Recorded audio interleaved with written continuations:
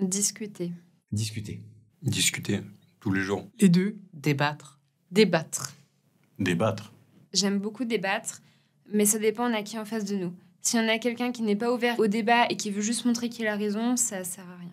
Quand on débat, on doit être convaincant. Et si on n'est pas convaincu de quelque chose, on ne peut pas être convaincant. Et j'aimerais que les gens prennent le temps d'être convaincus de ce dont ils parlent et de ce qu'ils voudraient argumenter avant d'en débattre. Parce que sinon, on perd du temps. Débattre, ouais, c'est bien, mais à la fin, il faut qu'il y en ait un qui gagne. C'est pas la meilleure initiative, généralement. En tout cas, si tu veux vraiment communiquer avec quelqu'un et lui apprendre quelque chose ou qu'il t'apprenne quelque chose, il vaut mieux discuter. Après, il y a des contextes où le débat est mieux, mais moi, je suis team discuter.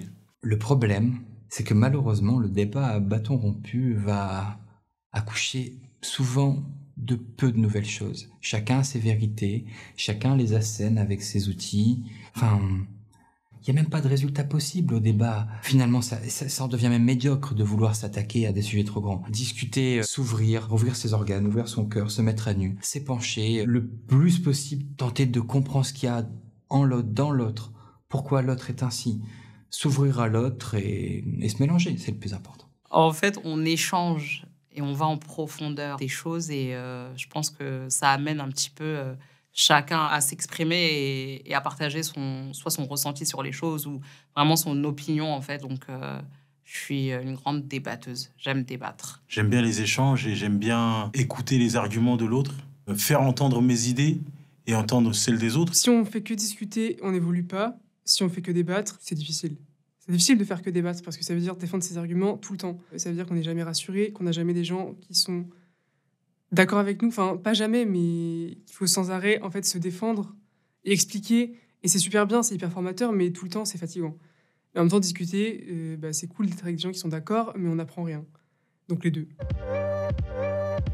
Je me sens comprise par les autres quand je ressens que mes paroles ont eu un impact sur leur vie ou sur leur façon d'être ou leur façon de penser. Je me sens compris par les autres quand je n'ai pas forcément besoin de dire ce qui se passe et que eux ils le comprennent directement. Ils voient ma manière d'agir et ils savent que là, ça va pas. À ce moment-là, je me dis, lui, il sait. Même s'il n'agit pas forcément comme je veux, je sais que lui, il sait. Et ça me fait plaisir.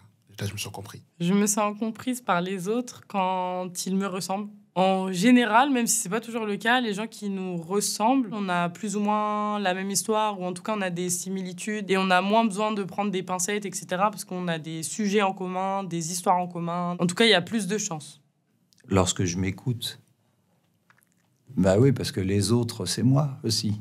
Je me sens compris par les autres quand je m'écoute, parce que les autres, c'est moi, et moi, je suis aussi les autres. Je me sens comprise par les autres quand je m'exprime, quand je dis ce qui va pas. Parce que souvent, on a l'impression qu'on n'est pas compris, mais est-ce que déjà on a parlé de ce problème? Est-ce qu'on a évoqué ça? Des fois, on pense pour les autres. Ça, c'est un grand truc. On fait des déductions nous-mêmes, on interprète beaucoup. Mais si tu t'exprimes, je pense que tu seras comprise, ouais. Plus grosse blessure, etc., c'est souvent sur des non-dits, tu vois. Alors que finalement, hop, il y a quelque chose qui va pas, on en parle. Forcément, tu sais, quand t'es négatif, tu vois tout négatif. Ouais, elle m'a pas dit bonjour ou elle m'a pas fait ça parce que certainement. Donc, tu te montes le bourrichon, tu te fais un film, alors qu'au final, il y avait rien de tout ça. Donc, c'est ça. Il faut parler. La communication, c'est le maître mot pour se faire entendre. Je n'ai jamais réussi à comprendre les personnes qui dénigrent les autres. Je n'ai jamais réussi à comprendre les personnes qui dilapident leur fortune ou qui dilapident leurs économies, leur salaire comme ça. On touche le salaire le 2 et le 10 et on n'a plus rien. Et faudra m'expliquer. Sortez un manuel et vous me l'envoyez, je vais le lire. Merci. En fait, je ne comprends pas les gens qui ne comprennent pas les gens. Les personnes qui ont une simple vision de la vie et des gens, les personnes qui ne voient que par leurs pensées et qui n'acceptent rien d'autre, qui n'acceptent pas des personnes qui sortent un peu de l'ordinaire. Je ne comprends pas les personnes qui ne comprennent pas qu'il y a des différences. Qui vote Marine Le Pen. Ça, c'est quelque chose, je n'arrive pas, je ne comprends pas. Je n'y arrive pas, parce que y a ni fond, ni forme. Puis elle est moche. Non, mais voilà. Je n'ai jamais réussi à comprendre les personnes qui passent toute leur journée devant leur console. De 6h du matin à 6h du matin le lendemain. Si j'étais un sujet d'embrouille, je serais la liberté d'expression. Si toutes les personnes qui ont du pouvoir et une capacité à communiquer et être entendues faisaient l'effort d'être honnêtes et bienveillants dans leurs propos, il y aurait beaucoup moins de problèmes sur notre planète. Le manque d'honnêteté dans la discussion, dans l'échange, l'hypocrisie, la malveillance et la manipulation, c'est le cœur du problème entre humains. Mais c'est aussi l'essence de l'humanité. C'est un paradoxe. Si j'étais un sujet d'embrouille, je serais l'écologie, parce que c'est un sujet qui divise tellement les gens. C'est un bon sujet d'embrouille, car ça permet de convaincre. Si j'étais un sujet d'embrouille, je serais la décolonisation. Parce que je pense qu'on n'en est toujours pas sorti et que justement, c'est pas pour rien qu'on continue à avoir du racisme dans la société et que tu as des gens qui n'ont toujours pas décroché.